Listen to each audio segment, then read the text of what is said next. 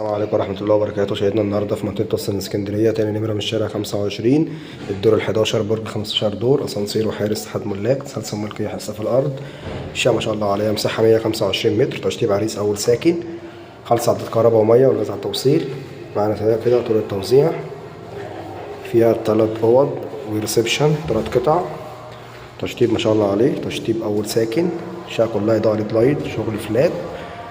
معانا كده ريسبشن ما شاء الله عليه، تشطيب مميز جدا. ربنا يبارك لصاحب النصيب ان شاء الله. هنا معانا ريسبشن في بلكونه على الشارع، الشبابيك كلها على متان بي اس. زي ما احنا شايفين الشقه تاني عماره من الشارع 25 عمومي، تاني نمره من الرئيسي.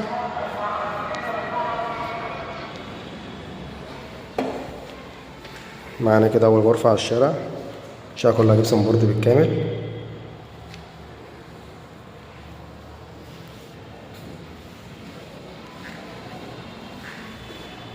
كده معانا ريسبشن اوضه على الشارع،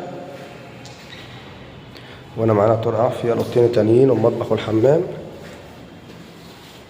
زي ما احنا شايفين كده دي تاني غرفه معانا. اوض ما شاء الله عليها، اي اوضه فيهم اوضه نوم مرتاحه. الشبابيك كلها على مكان بي اس.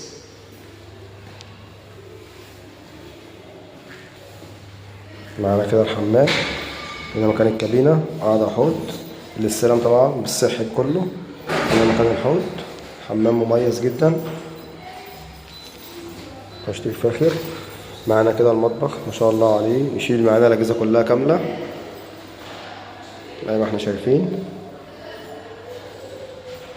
معانا كده الاوضه الثالثه، اوض ما شاء الله عليها، اوض كلها 4 في 4 ونص، اي اوضه فيهم اوضه نوم مرتاحه.